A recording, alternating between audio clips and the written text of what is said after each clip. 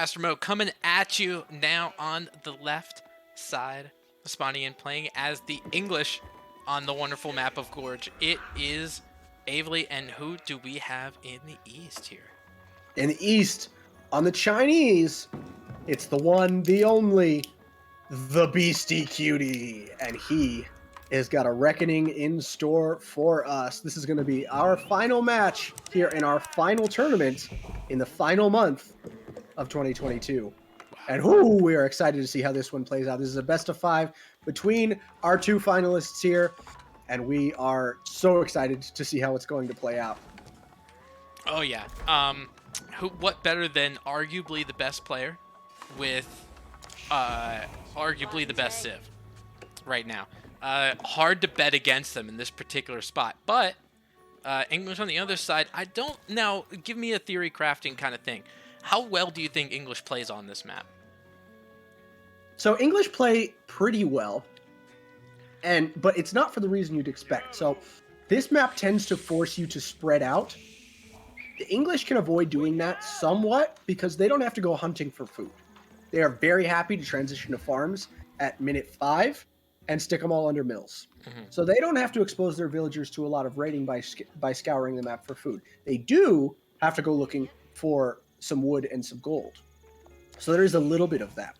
But the other reason they're going to play well, I think, into the Chinese is because the Chinese struggle with very early aggression, and they struggle when they are matched in the late game. Almost nobody can match China in the late game.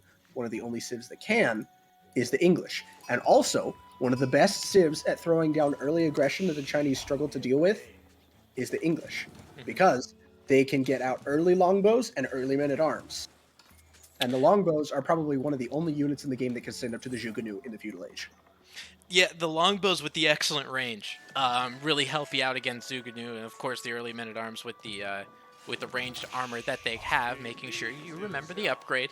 If people are playing English, make sure you're remembering that upgrade. I would think around here, because as far as Gorge goes, not that much in terms of wood.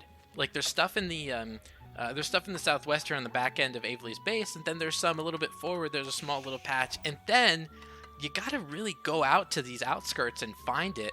And English doesn't like to do that. They like to sit in their base and gather their resources. So it seems to me on paper that this would be difficult for English, but maybe they can use the wood that they have here to transition them to more stable proxy base, maybe a town center out here or something like that in the long run. So I'm curious to see how it plays out. Now China, on the other hand, they're good on every map, so I guess it doesn't really matter. That's what's going to sustain the English. They have enough. So on Gorge, you have enough wood immediately surrounding you until you get to about 15 minutes or so. 15 to 20 minutes. And by the time you've reached there, as long as Avely has scouted and can recognize that the next best place to take wood is directly north of his base, he can very easily just expand his entire base in that direction and start taking wood safely from all of these tree lines up here, especially if he chooses to wall between the edge of this cliff and the edge of the map, which he can do, and that'll keep all of his villagers safe while they're gathering wood up there. He'll probably be just fine. Mm-hmm. As long as he, does expand in that direction and is able to wall, and, there's a series of things that have to happen, but, as long as he's able to make those things happen, he shouldn't feel too uncomfortable with having to move his villagers out here to take wood, because there's plenty of it, and it's not that far from his base when it's all said and done. Right. And I don't know in terms of, I know you're talking about walling and going into the late game. I feel like Avely has got other plans here. He went really, really quick with the council hall. He's pumping out longbowmen every 7 seconds, or as much as his resources will allow. Gonna put some barracks down probably for some men-at-arms as well. I think he's looking for a rather cheeky play against Beastyqt and going for some kind of feudal aggression with some of these longbowmen. I mean, you can feel that pressure, right? You're up against Beasty. It's the first set of the finals. You have a best of 5. There's a long series ahead of you. You can kind of feel that pressure to be like, hey, what if I just try something weird and get a cheeky little win right now out of the gate and put me, in a little bit of an advantageous position for the rest of the series, put me up one game early on. Maybe it tilts Beasty. You never know. So there's that temptation in game 1 to try something a little off kilter, a little weird, see if it can make it happen. And Avely definitely doing that. immediately throwing down barracks along with Council Hall, already have 3 military units out and headed towards the Chinese base to harass them. And the Chinese don't really like being harassed, this early into the game. Once, they've thrown their Barbican down, they don't have a lot of great options for defending themselves until they get some Zhuge out. And so if you can get there before the first 7 minutes of the game or so, you can often throw their build order off and they get a little uncomfortable. Yeah. No, they certainly can, and I think because of the fact of where this Barbican placement is, as Barbican and the Sun over here on the eastern side is going to protect the berries, going to protect the sheep, and protects the wood line, meaning he's got to go all the way around the western side. Gold he doesn't really care about because he's more so just trying to defend himself, and shores himself off with an outpost there on the north side. I mean, this is super good defensive play from Beasty. He's looking at his base, and he's saying, from what angle can the English really attack and threaten me? And this is probably the worst side for him, this north side, this west side. So he puts an outpost there. He's going to add some hand cannon slits to it too, and just make it a little more challenging, delay what's going on with Avely, and then Beasty can make a bunch of units. That's what separates good from great Age of Empires players, or even just strategy game players in general. What you got to ask yourself in moments of indecision is, what can I lose to right now? What will defeat me in my current position? And then you go and you counter that. That's what great strategy game players do, and it's what keeps them one step ahead of their opponents. And that's what Beasty asked himself right now. Is he goes, all right, I got a Barbican on the right side. I've got this gold, but I'm not taking that gold. So what's the one thing that I need to worry about with all of these guys pushing me? Well, they might want to push this stone. So I'll drop an outpost right here, keep the stone and the wood safe, and then there's nothing he can do. And with 100 wood, his base is secure. And, it's not even about protecting the stone, even though, initially that's a good idea, but it's just another access way to your wood line also if you go all the way in the back. So it's serving two purposes. And not only with the protection of the stone, as he's putting a decent amount on stone right now, he might even be thinking second town center, but he's going to be able to get any kind of defensive emplacements he needs for the outpost that he has. You see Barbican and the Sun having all the things that he has within this outpost, that if he chooses to build more, he could end up putting slits on those as well. Yeah, and I think with this many villagers on stone, it's definitely Beasty's intention to go up to a second town center as soon as he can. There's just enough pressure from the English here that he doesn't feel comfortable sending like 8 or 9 villagers to just mine here for minutes at a time. So Avely, his early pressure is doing a good job at delaying that second town center, which is going to make him feel good because he is currently on his way up to Castle Age, going a fast castle as the English, already halfway up in terms of resources, for more than halfway, getting wheelbarrow at the same time, so not even slacking on his eco upgrades. He's going to be feeling pretty good if he can get up to castle before Beasty gets his second town center down. Oh yeah, I mean, this was essentially a fake out, right? And what was great is that Beasty did not have a scout for a little while. Avely did kill his scout, so he had 0 military units. He does have a scout. He might have seen the fact that this gold vein is getting mined rather aggressively. He's got farms going around in the back as well. So he thought, with the amount of longbowmen and the spearmen, he's like, oh man, this is, they're coming for me. I gotta make horsemen. I gotta make my archers. I gotta do pretty much everything. But on the flip side, making these 6 longbowmen and these 4 spearmen just made Beasty delay his second town center to the point where English is going to get their second town center first with King's Palace. Yeah, and he ended up taking stone on the north side, so he does now have enough that he can drop that town center in just a moment. Still waiting for the wood to get dropped off. But yeah, the King's Palace is going to be on par roughly with the Chinese town center as soon as it gets dropped. Now, Song Dynasty will mean that it's 2.6 town centers instead of the simple 2 that the English will have. But if the English choose to drop a 3rd town center, then they're in the lead. Mm-hmm. Exactly.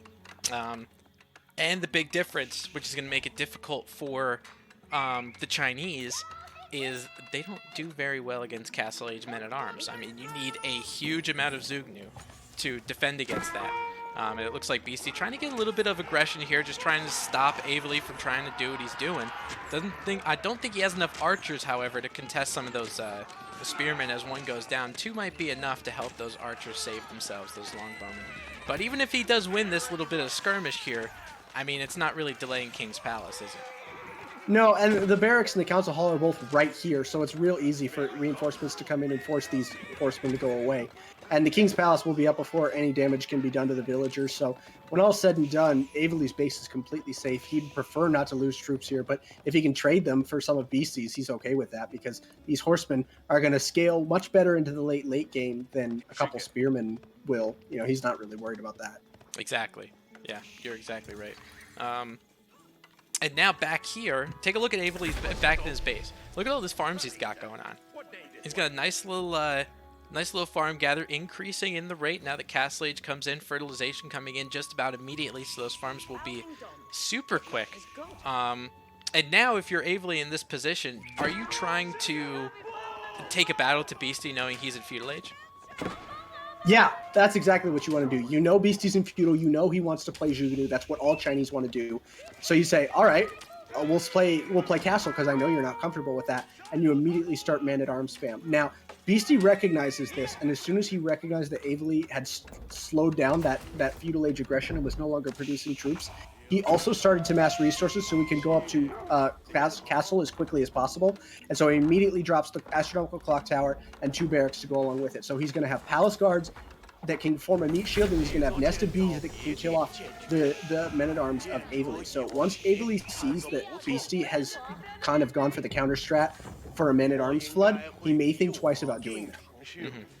Yeah, and then now that you have an opponent that is Castle Age, I think thinking twice would be the best idea. But men-at-arms still getting upgraded for Avely, so he will make them mostly the front line of his army. Now, when it comes to, and I'm waiting for a Palace Guard to come out here because I want to show its stats compared to a men-at-arms.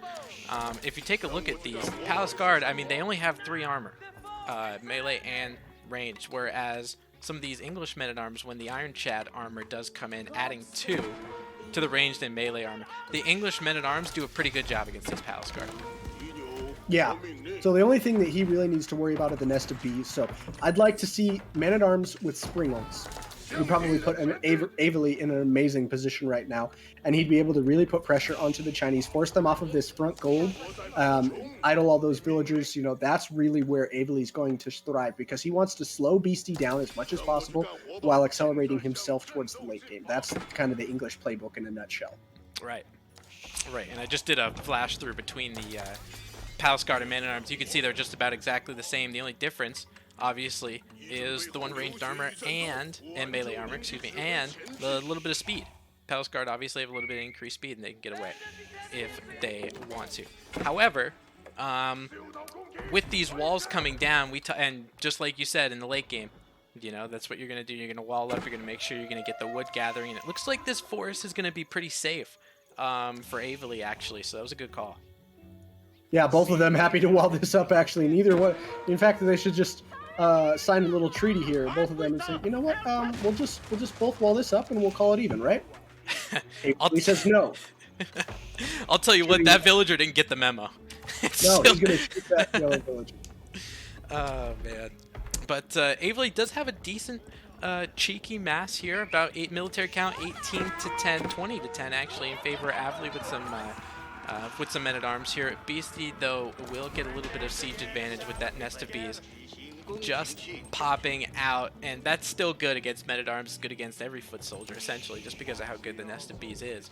But Beasty being able to probably, I would imagine, do some kind of like mid-castle to late-castle kind of attack, just because, you know, you want to make sure your late-game economy is set up, which, you know, he's got a 20-some villager lead, so he's going to set everything up, and then he'll go. So he'll go when he's ready. Yeah, and I'd love to see Avely throw down a siege workshop right now. You know that the clock tower nest is what was chosen. You know nest to bees have got to be on the way. So you throw down a siege workshop of your own and you start producing springlets. Because that is going to put the nest of bees on check. It says, hey, you can't go wherever you want. You move too far forward, and my springlets will kill you. Yeah, that's a super good idea, because he sent some men-at-arms, just about half his men-at-arms over here, which means his front line essentially deteriorated because he was outnumbered. And the fact that China can repair as much as they can, they basically just put 15 villagers to this nest of bees, and this nest of bees doesn't die. He doesn't care if he loses these many villagers because he's Song Dynasty, and he's up by 20 anyway. So now he's getting some crossbows in the back. Now that he sees all the men-at-arms, they're able to kill the men-at-arms of the English. And just like that, a resounding win in terms of for Beasty, just because he's able to repair that nest of bees. And if he wants to, he could take the fight to Avely, and I think he'd be just fine. Low-key, I think repair speed for siege units is busted and should be nerfed. I've thought that for a very long time, but we don't have to get into that tangent right now. That's just my own personal opinion. I think you should cap. I think you should only be able to have one villager repairing a siege unit at a time. That's just my own personal bias, but yeah, because it might be like too many cooks in the kitchen kind of thing, where nothing really gets done if you got 9 people trying to repair the same thing, you know? I don't even care about the realism part. I just mean from a gameplay standpoint, being able to like infinitely heal your unit, like out heal when other people, like what other people can damage based on the area space that a siege unit takes up is just not good for gameplay. But anyway, that's a side tangent we don't have to get down. Point is, I'm still waiting to see Avely drop a siege workshop and get out some springalds. Those are his big counter that are going to keep these nested bees in check. And until he has them, he's going to be in a world of hurt trying to fight up against anything that the Chinese can bring to his table. Mm-hmm. And just because of that clock tower, even though you do make a siege workshop, I would say make 2, because you're always going to be at a disadvantage. Those nest of bees are pretty strong. You're going to need a decent amount of springalds to take them out. So having as much siege as you possibly can is probably the best idea to stop some of this Chinese rush going on. But again, here we are in the middle of the Castle Age. Chinese economy pretty much set in stone here with about 100 villagers, a lot of resources per minute, doing better in compared to the English in that department. So now Beasty knows this is his time to strike, and he's going to try to take advantage here. Yeah, and there's not a lot that Avely can do to defend this. He's got a bunch of longbowmen and men-at-arms, which the men-at-arms will trade against Palace Guard. The longbowmen are essentially useless in this position. They'll do a little bit against these crossbowmen, but there's only a small handful of them, so they're not going to do a whole lot. So if Beasty chooses to engage with this, he will probably clear up everything Avely has. He'll lose a lot of his own army in the process, but he will probably be able to clear up the entire army of Avely if he really wants to commit right here. He's going to decide better of it. He backs up with his very expensive and fragile siege units, and is just going to send a small raiding force looping around the outside. Avely knows that he's following it, trying to make sure that he gets to it before it can attack and kill any villagers, but for the time being, it's going to result in just a stalemate for the time. Mm. Yeah, and I mean, we watched some of these, as we highlighted the English men-at-arms now that they have the Chad armor.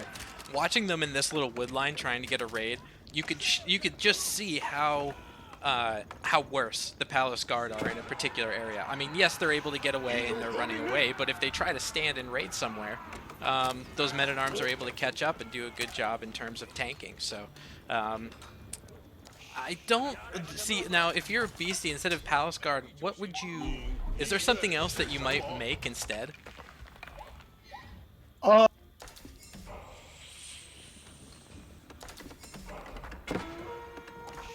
No. Okay. It's difficult. So I like good talk. I know. That's not right to talk. It's not a great co-caster answer, but the difficult thing is that part of me likes Lancers because I like the idea of trying to raid the English to death. But there's a lot of really good walls up, and the English have already made it very clear that they're willing to wall up and go late. So Lancers kind of feel like you're just sort of going into that because Lancers are death by 1,000 cuts. They're not going to kill you outright. They're gonna very slowly work you down. So Lancers feel a little meh. Palace Guards are going to lose out to the men-at-arms in a straight-up one-on-one fight. Crossbowmen are good because they're going to counter the men-at-arms. But then what do you put with them? So maybe Horseman Crossbowman, I think, stands out to me as a decent... Or Fire Lancer Crossbowman. Yeah. I think that's what I like. I think that's what I would go. Yeah, I mean, there isn't a lot of... Oh my god, look at this. Look at all these nest of bees just raining a fiery hell over that wall. Those bunch of sticks have nothing over 5 or 6 nest of bees. And to be honest, I mean, like, as far as the Palace Guard, I don't think you're really looking for a counter or anything in terms of a front line. Like, he's putting spearmen up there, even though Avely doesn't have any cavalry units, which, you know... The point of it isn't exactly to kill units, it's just be a front line for your nest of bees, essentially. So, like, you know, whether it's Palace Guard, whether it's Spearmen, I really don't think it matters. As long as your nest of bees are protected, you're good. It's true. The nested bees are the real heavyweight carries here. You just need a front line of meat in front of it that keep the cavalry or the man-at-arms from getting on top of the nested bees. And so even if it is, palace guards and they trade poorly into man-at-arms, you're okay with that because with the backup of nested bees, they'll end up trading favorably. So that's exactly the approach that most Chinese will take, is they'll build palace guards because they're good enough. They're meat shield. Yeah, they will do well in terms of meat shield and a little bit of a raiding unit just because of their speed, but now Beasty knocking on the door in the middle while Avely is trying to knock on some of these stone doors out here on the southeast. Couple villagers go down because of it, so Beasty's trying to shackle up on that south side for the late game, but not sure if there is going to be much of a late game as the middle has 6 nested bees without a counter. Yeah, still yet to see a single springled or a siege workshop be built from from Avely. So that is my biggest complaint with Avely so far this game, is that you needed springleds. You needed them 10 minutes ago, and we still have not even seen the siege workshop get dropped. It feels like he's hovering, and he's continued to produce man-at-arms and crossbows because that's what he's been doing. Not because it's good, but because that's what his plan was to begin with. And look at how fast 6 nested bees can kill a building, any building. At this point, the Beastyqt holds all the cards, and he says, you fight me right now, right here, or my nested bees will kill all of your landmarks. Yep, that's exactly right, and that's what they're going for. And actually, as that monastery went down, that monk with the little yoink, how you doing, keep it moving, goes ahead and takes that relic and going to take it back to the Chinese monastery.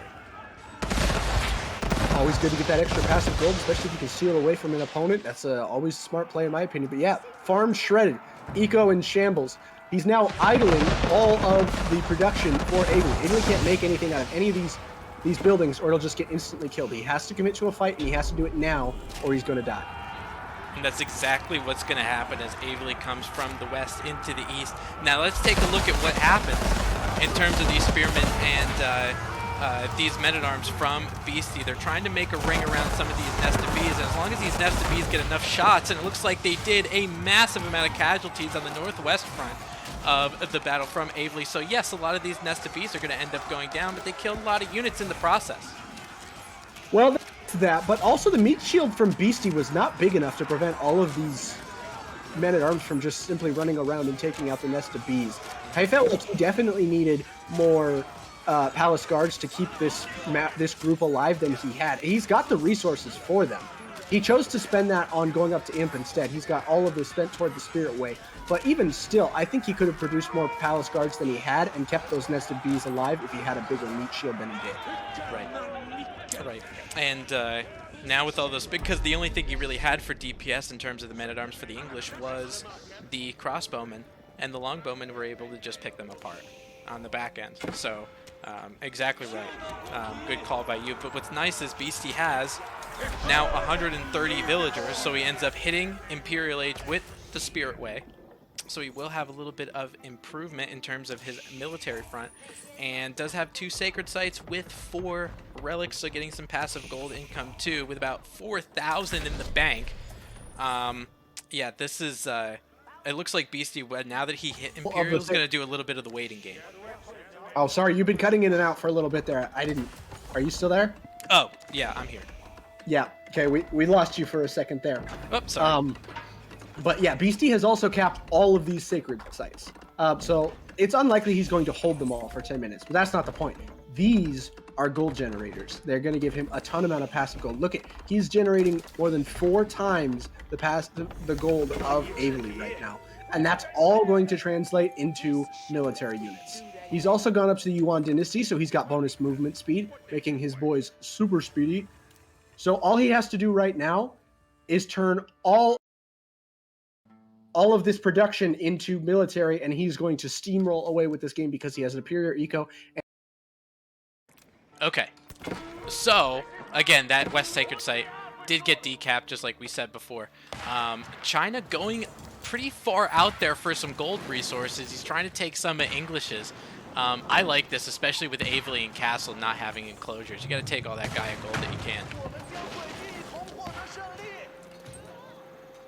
Also, a little bit out of position with this counterweight trebuchet. Gonna get torched down by these villagers. Is he gonna manage to get out with it? Yeah. No. Oof. So sacrificing quite a few villagers, but that's a win because Beasty was overboomed anyway. So he traded villagers he didn't want and that he needed to ditch for free trebuchet kill. And those were some long-range throws on the on those villagers with those torches. I don't know what they've been practicing for, but I'd sign them up in the Olympics for shot put. Seriously. Now there is a keep that was dropped on the gold on the bottom side. Beasty trying to just steal some of it away. He got to siphon about 3,000 gold off of that giant gold bank before Avely noticed. He sent some trebuchets over there. The keep is going to go down. The villagers are going to be forced to evacuate. But that's 3,000 gold he was able to kind of steal away from his opponent's side of the map. It's going to have him feeling pretty good. And the villagers he loses here, he won't care about because he's still kind of overboomed at this point. Yeah, I mean, you get to a point too with China because he's almost at about 150 villagers where you could just try to keep drop, and then if it doesn't work and you lose 20 vills, you don't really care because you wanted to lose them anyway. But as I'm looking at this south keep, matriculating from east to west are the elite fire lancers, so he's going for some landmark burning. Yep, and he took out all of those trebuchets in one fell swoop. Some of them breaking off to go kill some other villagers. Now going to be trying to fight up against the men-at-arms. That's where they draw the line. The fire lancers don't want to take that fight if they can really avoid it, especially with how many men-at-arms are here. The actual military pop advantage does still lie with Avely, despite the fact that his overall pop is, lower. So now he's circling around looking for landmarks. That's what these knights are doing. They're not here to raid villagers. They're here looking for landmarks so they can run in and snipe them later. Yeah. And the number one thing that about Avely, yes, he has a big army. It's slower. You know, it takes so long to get those crossbowmen and those longbowmen out. And now with the Spirit Wave for China, every time a Fire Lancer dies, the other one gained health. Yeah, that's the rough part about all this. Now, the good news is that it's tick damage or tick health over time. So it's not straight up healing. It doesn't make them invincible for the time being, but it will mean that they can survive a lot longer than you think they'd be able to underneath all of this arrow fire. It's intent for the time being just to raid houses and has actually pop cap blocked Avely down to 30 pop below his current. So he's got to build a lot of houses before he can produce anything, and has also killed one of Avely's landmarks. There's only 2 of them remaining. The main town center and the council hall are the only 2 left, and we know Beasty has the capacity to produce enough fire lancers to do it. Look at them all. They're in there torching down the town center down to about 25% health. Each throw of the torches gets it even lower. The town center is definitely dropping. Does he have enough remaining here to torch down the council hall? He's going to try and stand and fight against the men-at-arms that are still here. Going to lose all of these fire lancers in the meantime. None of them will make it out. The question is, does he have enough fire lancers to get to the council hall and torch it down? He's going to try. He's just passed all of these spearmen getting stabbed and poked along the way, but they don't care. They're running straight for this council hall. We have how many? It's 34 fire lancers now torching down the council hall all at once, and I don't think there's enough here to stop them. The men-at-arms are all getting caught up on each other. The pathing, it's not good enough. They can't get around to stop them, and the council hall goes down, and Beasty takes the game. Wow. All that for that. All that to watch Fire Lancers take down those landmarks. But again, I mean, this just highlights the speed of the English army, right? We just had Fire Lancers run around the base like no problem, looking at a house they don't like and burning it down to nothing, and then just taking out landmarks quick. It makes you think why you didn't do it sooner, right? Right? I mean, it did take him quite a while. He only started producing Fire Lancers like immediately after he got up to Yuan Dynasty, which he didn't do for quite some time. So it could have been an earlier pivot to Yuan Dynasty, but he pretty much started making them as soon as he had the capability to do so. Mm-hmm. Yeah, with that Spirit Way going up a little bit late too. But we will get Game 2 coming at you, and I know just because of that delay, that Game 2 has actually been completed. So what I'm going to do, just so I don't spoil anything, is I'm going to take you guys just to the cast here, and then, or just to our faces here, and then we'll jump into the replay. Just because I don't want to spoil any results for you guys. So the first one was on Gorge, correct? And the second one is going to be on Maracita. So we're going to have to, just because it's a replay, we can't do it in a group. So we're going to have to go in and time it. Oh, that's right. Okay. Let me get in there then. Beastie, match history, Maracita. All right.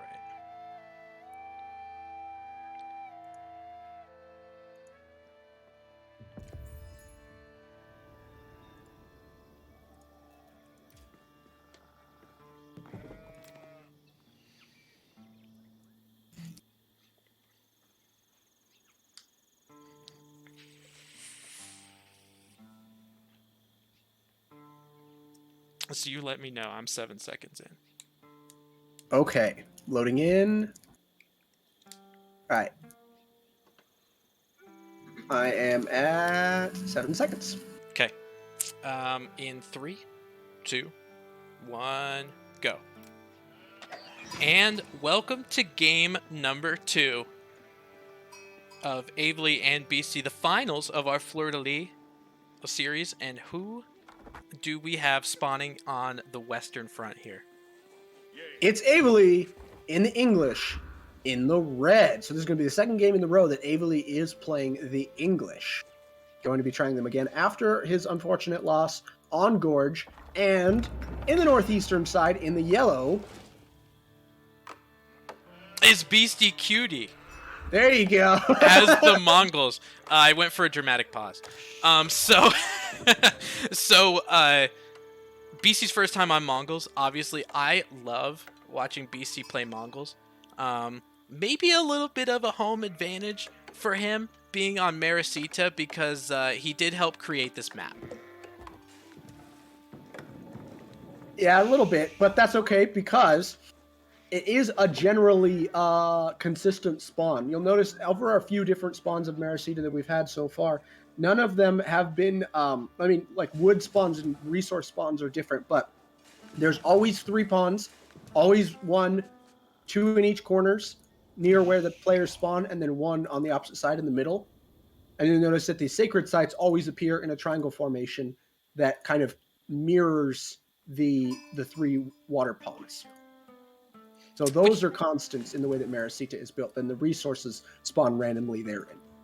Which is fantastic in terms of competitive play, right? You know exactly, there's not that much in terms of RNG. It's not like the Lippity maps of old where 2 sacred sites would spawn, like, essentially on top of each other or anything like that. Everything is programmed, so it's pretty much equal on both sides. So I do like this map design. I think it's a really good map design. Now, for Beastyqt spawning as the Mongols, obviously he's up against English, so not going to do anything like a tower rush. So as a Mongol player, are you thinking Silver Tree and Feudal?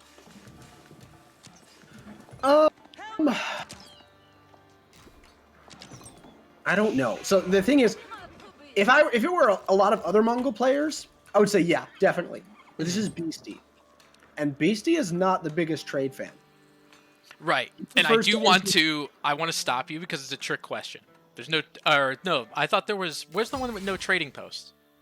Gorge has no trading post. Oh my god, I tricked myself. Go ahead, the last one we were on is the one with no trading posts. Right. But you say no Silver Tree for him. I'm in the guess that he goes up with the Deer Stones because Beastyqt is not the biggest trade fan, and because he prefers, when he plays Mongols, he plays very aggressively. And he prefers to end his games quickly. And all of these things lend themselves to Deer Stones, not to Silver Tree. At least that's my guess. That's true. And then as soon as you stop, he goes with Silver Tree. Or I don't know anything. It's fine. Right. Well, just I'll sit here in silence. It's kind of nice with this barrier here on Maracita. Depending on where he ends up putting this Silver Tree later, with it, like if he puts it all the way on the western part of the map, then that's fine. But here, really establishing these traders initially, and if he does put them to the Uvu and gets to 2 times traders, this wall really creates a natural barrier that's easy for him to, throw a couple outposts up or something like that, just to make sure that his traders are pretty much spared. So, I mean, based on the outlook of the map, traders, it doesn't sound like a terrible idea. One of the things I like about this map that I'm discovering the more we watch it is that it's kind of combines both being an open map and a closed map at the same time. It's easy to wall in the middle at this natural barrier where the mountain forms, but that's like the only place where it's really easy to wall. Outside of that, there aren't a lot of other good walling places, and it's really difficult to hold the entire middle of the map, right? There will always be a place where the enemy can burn down a section of wall and sneak through. So you have a middle section where you can play it like it's a closed map, but then once somebody breaks through, it's an open map behind it. Mm-hmm. I don't know, it's cool. I like it. Yeah, kind of depending on what part of the map you're in, the paradigm shifts, right? So this area, more closed, will kind of Beasty's, in terms of the silver tree, trying to playing it more like a Altai of sorts. He has this wall that's going to be able to help him out. Good longbowman coming out from Avely on the eastern side. That gold, not too far away from the Mongolian town center, so that longbowman will take a decent amount of damage. And I think that's going to be huge for Beasty going forward, making sure this gold mine is controlled. That's definitely his big goal right now, is he wants to make sure that Beasty is pushed off this gold as fast as possible. Now, unfortunately for Avely, Beasty has stopped taking this gold. He doesn't care anymore because he made it up to feudal, and that's all he cared about, was making it up to feudal. He's going to move this trader into position, and he's going to start making double-time traders and double-time archers, using the archery range both situated at the Uvu. Yep, and we're going to see probably them pop out just about immediately. But let's see these traders. It looks like now what Beasty does, which what you should be doing with the silver tree, is he uses the traders out of the silver tree, so he gets them at 2x, goes to the trading post, and then has a market in Narnia, which is all the way in the top corner, probably in a different area code, that will get your gold income. And as far as feudal age goes, this is probably the worst time to get your traders going, just because the amount of feudal age aggression that you might get as an English player. But as long as you get maybe like 3 or 4 traders to actually drop off, you're good. Yeah, they've already made themselves the money back, right? It doesn't take, you want your traders to be going all game, but in terms of like strictly value added, they pay themselves back in like 2 trips tops, so sometimes even as short as 1 trip. So this aggression from Avely is nice, and it'll make Beasty a little bit uncomfortable, but because he can double produce archers next to this Ovu, they'll never be able to completely siege down the archer range, not without some reinforcements coming to arrive. They're going to arrive very slowly, but he's only creating archers, not any spearmen, so they're going to struggle to burn down this archery range at any real pace, because all they're doing is lots of range damage. Right. And instead, he's not even going to send them to the archery range. They're headed back to the back. Oh, now he changes his mind. I thought they were going to go head after the trade to try and kill the trade. I think it's a good idea to try to kill that trade, just because of how slow your army is. You've got to get it there at some point. Beasty is adding a couple early horsemen, which will probably be improved to regular horsemen in due time, just because a lot of the spearmen that Avely has, the archers are doing a good job against, and then the archery range just ends up then the archers just end up dying after the spearmen go. So a little bit of horsemen to help him out in that regard, and it's going to give him a little bit more speed than Avely does, which is important to try to protect that trade route. Definitely. That trade route is Beasty's lifeline to the later stages of the game at this point, and if Avely can kill it, all the resources and time that Beasty has spent in building up that trade will be for naught. They have to make their first drop-off before they get you anything. So if Avely just parks his longbowmen, he's got a handful of them. How many are here? It's not letting me double-click them because this is a replay and not a live game. Anyway, there's some of them, like 7 or something. If he just parks them right next to these berries, the trade will never complete, and none of these traders will ever make their money's worth. Right. And it looks like that's what he's doing, actually. right to the south of those berries, so he will be able to see, just with the longbowman line of sight being as far as it is, they could probably see till the end of the map and make sure that none of those traders get through. However, it looks like 2 of them just made a nice drop off of 304 gold total between both of them, so that's super good for drop off. You're not going to need much after that, but now he's got about 4 horsemen here and only longbowmen around the silver tree. Probably the second big battle of the silver tree. Khan going down, but no GG, ladies and gentlemen, because there's nothing to stop these horsemen from taking down the longbow mass. That's huge. And this is the problem with Avely's position. He needed spearmen to be able to keep exactly this from happening. There weren't any, so Beastyqt just produces the hard counter. The longbowman rides in there and cleans them all up. These spearmen should have been with the longbows the whole time, and then they could have camped this for a lot longer and made this much more difficult for Beastyqt to deal with. As it stands, only producing one kind of unit means it's really easy to clean up. It just, oh my god, this micro is fantastic, and you're watching this cleanup happen to the longbowmen. Like, horsemen just going in all different directions, spearmen just too slow, they're not able to protect the longbowmen too effectively. That's a complete wipe from Avely, and Avely's going to be caught in Feudal Age now for some time because he's going to be worried about stopping trade, he's going to be worried about stopping the Mongols from Castle Age, but I think we're going to get to a point, probably a couple minutes down the line, where Beasty's Castle Age and Avely's going to be like, what just happened?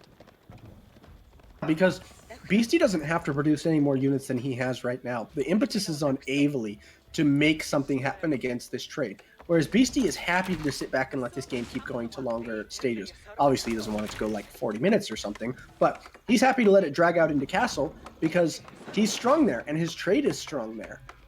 Whereas Avely, he feels like he needs to damage this trade and he needs to do it now. So Beastyqt is happy to sit back. Avely has to be aggressive, and that makes him uncomfortable. That makes the English uncomfortable because they don't like to be the aggressors in late feudal, early Castle Age. They want to be the defenders. Yeah, they love sitting and turtling, you know, sitting behind their MG42 machine guns out of those English town centers, just letting them go pew pew pew on some enemy units. But you're exactly right. I mean, Avely's over here with this vanguard force of, you know, 5 spearmen, 9 archers, and they're not able to take the time to set up a tower or anything to get some increased attack speed. So they're kind of just like rangers out here, trying to find some kills and trying to find some traders to take down. The issue is, just because of where that trade route is, you basically have to cross the Mongolian base to get anything done. Yeah, and that's why this map is so interesting, because it forces trade between you and, like, trade will always happen behind your main base, between you and your opponent. So it means that they have to run past your base to get to your trade. I think if we continue to see lots more play on this map, you'll see trade become like the meta play across pretty much every civ. And actually, I agree with you, and I think some of the better trade civs, like a Mongols or like a Mali, ends up being really good. Those archers that Beastyqt had in this fight were able to pick off those spearmen with ease, able to one-tap them. Avely gets wiped, and he calls it.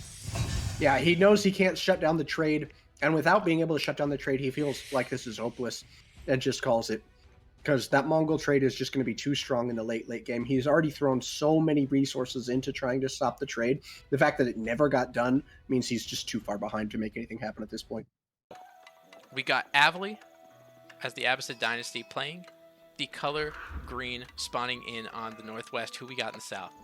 In the south, in the pink, on the Delhi Sultanate, it's Beastyqt. And I love seeing different colors, green and pink. Clap it up, guys. Way to play something that's not red and blue. Very proud of you both. Yeah, we are seeing all different colors. More of a rainbow effect today. But now for this matchup, now going into it, I will say I like giving it to Delhi, and the reason why is Abbasid really likes to really establish themselves economically in Feudal Age, and that's their #1 go-to. They want to get stone, they want to get a town center, they want to get their fresh foodstuffs off with their wheelbarrow and all that kind of stuff. Whereas Delhi, on the other side, they're just trying to get sanctity. I think, and I've actually had a discussion with one of my other buddies who plays this game about Abbasid versus Delhi, and just because of the length of time it takes that second town center to come up, and because it's a little bit later, it gives Delhi a greater window to go out, get map control, get the sacred sites. So they end up snowballing into Castle Age a little bit quicker than the Abbasid can. So let's see if Beasty is able to pull off that strategy, or if Avely has some ideas in Feudal Age, because the Camel Archers in Feudal Age against Beasty would be pretty good. Well, I'm inclined to agree with you. I do think Delhi is favored in this matchup, despite the fact that Abbasid for a long time was an S+ tier civ, and Delhi has gone up and down in terms of their strength. I think in terms of a straight 1v1 raw potential, Delhi has the capacity to put on a lot of pressure at the exact moment when Abbasids do not want to be pressured. And that's what I think makes them so dangerous when you really boil it all down. It does help. This is one of those matchups that efficient production shines very well, because being able to only make things like one archery range and one stable or one barracks is really going to help you against an Abbasid dynasty who they need wood for a town center. They need wood for, making sure they're getting their influence up to get their golden age and all that kind of stuff, where they don't necessarily have a lot of wood to drop 3 archery ranges to make sure they're competing with you. Exactly. And then the other side of that is that the Delhi would like to be, or excuse me, the Abbasid would like to be spending as much time as possible booming in this stage of the game. And the Delhi don't really like to do that. And the natural counter to a boom is aggro. So the sort of default play style that the Abbasids and the Delhi find themselves into means that the Delhi find themselves favored. Now, obviously, they can be played in ways other than that, but that's kind of the go-to that you would like to be doing as both of those civs, and it just favors the Delhi straight up. Yeah, and I think we're going to be playing into some of that feudal age combat, and that point that Abbasid doesn't like to be attacked, because Tower of Victory going up for Beasty. This is really going to help him in feudal age. Attack speed of infantry increased by 20%, and if you're making a lot of archers, if you're making a lot of spearmen, especially the fact that you can efficiently produce them, this could create a pretty big snowball. Yeah, and the economic wing is the standard Abbasid play. I will be Abbasid, I will go Econ, I will get 3 town centers and use fresh foodstuffs to make lots of villagers. Tower of Victory is the hard counter to that as far as the Delhi are concerned, because the Tower of Victory is a semaphore that says, I would like to kill you now. Right. If anything, just put a sign on your head that says that, right? Yeah. And even so, we're talking about the Abbasid dynasty doing their economic stuff. Here we go. We have more villagers making their way towards stone for the Abbasid dynasty as they hit up in feudal age.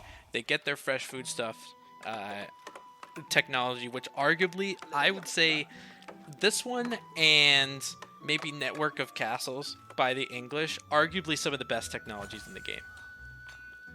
They are both incredibly good. Network of Castles kind of is the main reason why English are so good in the late game. And fresh foodstuffs all on its own kind of defines the Abbasid play style, at least when it comes to their preferred play style. So I tend to agree with you heartily. Tower of Victory now going to be coming up as Beasty reaches the second age as well. I expect to see military production buildings thrown down immediately upon reaching it. Then there's the stable thrown down immediately right next to the gold mine, which means we're probably going to be rallying out. It's interesting that he went for a stable, because Tower of Victory does not influence cavalry. That is true. Why are you building cavalry if you didn't build? That's strange to me. Well, the stable is going to be... So, the stable's pretty important for the Delhi Sultanate, even if you have the Tower of Victory, for a couple of reasons. And firstly, it's map control and the speed of your army. Having horsemen running around, making sure that you're able to not only get maybe some villager raids, so even though they don't necessarily benefit from the Tower of Victory, just having the horseman presence and having that map control means that Avely needs to go archers, which are a lot... Or spearmen, excuse me, which are a lot slower. Now, he will go with other production buildings a little bit later, but he's adding 2 blacksmiths first to get some of his technologies going. But honestly, stable's not a bad idea. And look at what Avely's doing in the east on that northeasternmost sacred site, putting his second town center right smack dab next to it. Already having the age up, or excuse me, the click up to the next town center means that villager ramp will start earlier for the Abbasid dynasty, but it will also mean that they're vulnerable to attack because they have spent 0 resources on trying to protect themselves for the time being, whereas Delhi Sultanate already has a couple military units out, are going to look to start raiding those weakened green villagers. Sacred sites are wanting to be taken by the Delhi, though, so what this means is that this sacred site up in the top right is kind of a no-no. You have claimed you dibs this one if you're Avely, and you said, no, you can't have this one because I built a town center here first.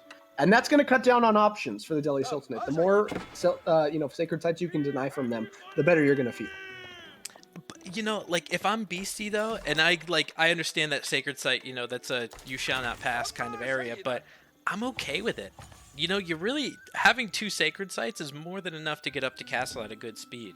So even though he did block off one, you're you're not mad about it. And plus, it's a good area to attack later in the game. True. But for the time being, it is going to solidify his position up north and give him a second place that he can produce villagers from, which is kind of 2 birds with 1 stone. That's what Avely would like. He wanted to build a second town center anyway. You might as well build one in an area that's going to slow down your opponent. So it's making the best of the situation that he's in. On the other side, BC is now creating walls with his archer, as the Delhi are able to do, in order to provide a natural barrier to the second sacred site. He's going to look to cap. Sanctity should come in literally any second now, I think. If it's not, it might be in already. And so he's going to want to capture both these southern and middle sacred sites as soon as he possibly can. Yeah, and it did go in just a little bit ago, but one scholar going up to that eastern sacred site, which he will see that he's in for a rude awakening. Yeah, that's gonna be didn't pray hard enough for that one. That will be probably the last thing that he's gonna do. But the sacred site to the west and in the middle of the map obviously is gonna be easily taken care of. That scholar escaped with its life. It's at 7 health from Beasty. I cannot imagine how he reacted so fast to save that scholar. He's probably still gonna die because there's a scout. No, he's gonna miss it. Wow.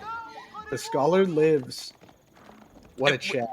When you're playing as the Delhi Sultan, you know how important that is? You could just heal that. You just saved 90 gold from doing that, just having the reaction time as much as he does.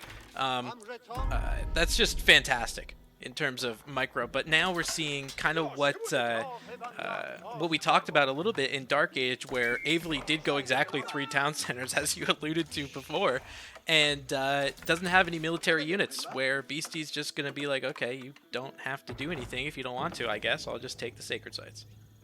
He drops the stable now, does Avely. That's his first sign of military production in the entire game. Going to mean that he can start producing camels and things like that later on. But it's going to take a little bit for him to reach any sort of mass of value. Beasty's already up to 23 military population. 6 of that is scholars, so it's more like 18.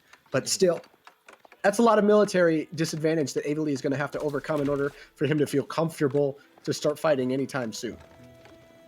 Oh, yeah. No, this is going to take some time for him as well. First camel archer hitting the battlefield, obviously with the camel unease.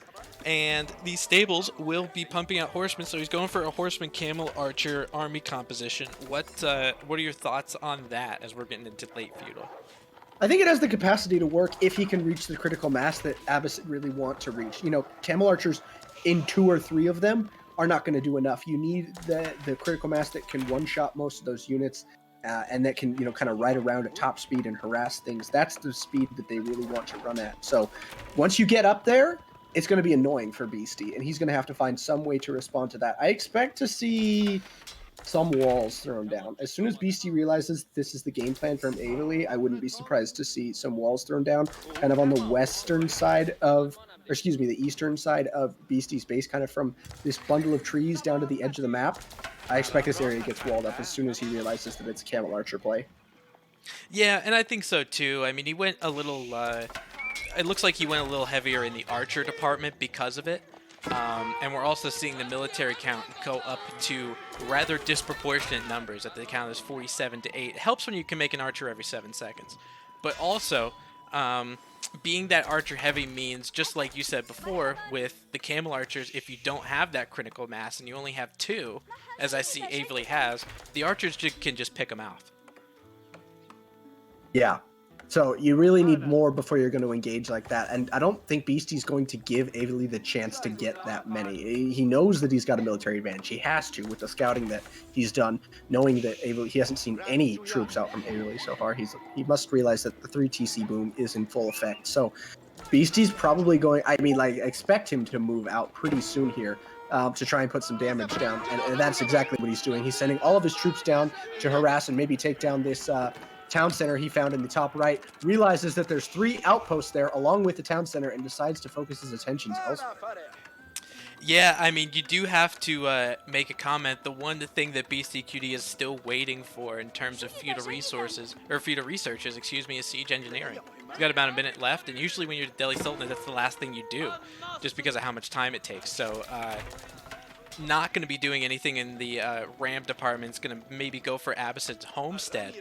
But on the other side, Avely is sending his mass of horsemen and camel archers in the opposite direction, trying to take down some Delhi villagers.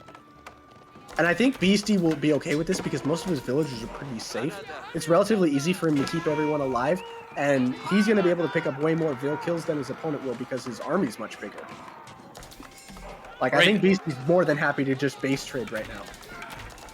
Oh yeah, I mean, for all intents and purposes, this is pretty much like a pseudo base trade. I mean, with the two camel archers that Avely has, it takes about 4 hits for those spearmen to end up going down by a camel archer, as you can see some of them going down now. But looking at on the other side, we have an outpost full of 5 villagers that just goes down, and there are 11 scholars with Beasty's army, so what he can do is just sit in front of a town center, and he could just heal from it anyway. Yeah, that's what the ability of Scholar Healing to stack means, that unless the town center gets continuously retargeted onto new units, you can just tell all your scholars to hear whatever the town center is shooting at, and it will never die.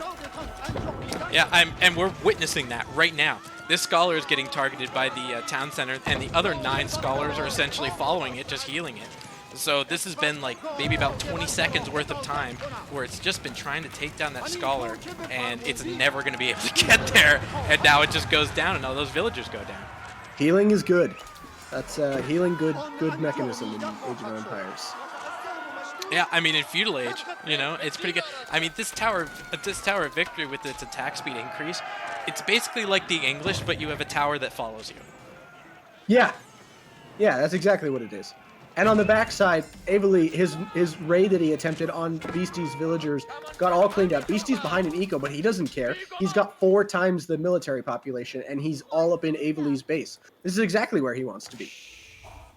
And, you know, the difference is because of the sacred sites getting his passive gold, and if you look at the food and wood permitted even, Beasty has him covered.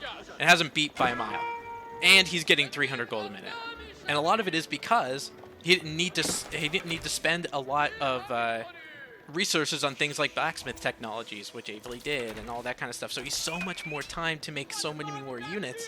And for Tower of Victory, going in this feudal idea with 15 scholars, having 2 mosques continually pump out, he now has a military count of 88 in feudal age at the 15-minute mark. That's insanity. And here's the thing. This is the Abbasid dynasty. So remember, they only have 2 landmarks. There's no cockroaching. There's no building the spirit way off in the corner so that you don't get killed. All he has to do is kill these 2 landmarks, which were placed right next to each other, and he wins. Yeah, and I think he will be able to do that quite easily just because of the power of all of these Delhi scholars. All of the horsemen that were here trying to run into that archer mass, the horsemen have to back off just because of how many spearmen are there. Good job by Micro on him. And as far as the archer mass goes, when you're going archer v archer, BC just has more than you. Yeah, he can outproduce you because he's got efficient production. He's roughly on par in terms of military units because he has in terms of eco, because he has the passive gold from all the different sources. I mean, there's a group of troops down south that are protecting his villagers. I'd love to see them just go get clicked up onto the base, and that should be that. I don't know if he's leaving them there just in case or if he's forgotten that they're there, but that would pretty much be the nail in the coffin if those 20 or so troops or whatever that are there just showed up right at the green space right now. Yeah, I think he left the waypoint there from when he was getting that raid. There he goes. He sees him now. There, and this is not just an ordinary like run-of-the-mill Vanguard force. Like, this is 33 military units. Like, it's still a lot. And especially back here in Avely starting town center, some of these spearmen are getting wiped out a little bit, just because, you know, defenders advantage with that archery range. The horsemen finally try to engage with the archers, and 3 go down in the process. Man, those horsemen just seem like a waste of resources for how many spearmen are over here. Yeah, but I mean, when there's this many archers in the field, you feel like you have to make horsemen. What else are you going to make? So it's a trap. The truth of the matter is that the Delhi Sultanate, Beasty has so many more units that it doesn't really matter what Avely does. He's got 15 military to his name, and this is just kind of the beginning of the end. I mean, I don't want to be the caster that calls it too early, but I'm calling it. I don't know how you come back from this. I don't think you can. Yeah, I mean, Beasty has a military count of about 100. And I think when he sees this, more of these spearmen and the archers come out just basically out of thin air, he's going to call it, and he does appropriately. Yeah, little bit of an anticlimactic ending there, but at the end of the day, Beasty is Beasty. And Avely played valiantly, put his heart on the line there, came back through the lower bracket to some incredible games, even knocking out Salami. But at the end of the day, Beasty ended up being too much for him, and Beasty will be our champion. He does win. The first season finale, the Fleur-de-lis tournament, goes in the way of Beasty. Really quick, just taking a look at these graphs here. I want to get out of the timing thing, but look at this military count. Like, this military graph is just going to tell you. And it's funny because... and I'm actually kind of proud of us, because we theorized this in Dark Age, right? We had, what's it called? We had the fact that Abbasid is very difficult to defend in Feudal Age, so when you throw 100 troops at it, obviously it's going to be rather difficult. And I see Avely in chat, hey man, congratulations on a second place. You clawed your way to the finals, and you kicked some ass in a lot of fun games that we got to watch, so...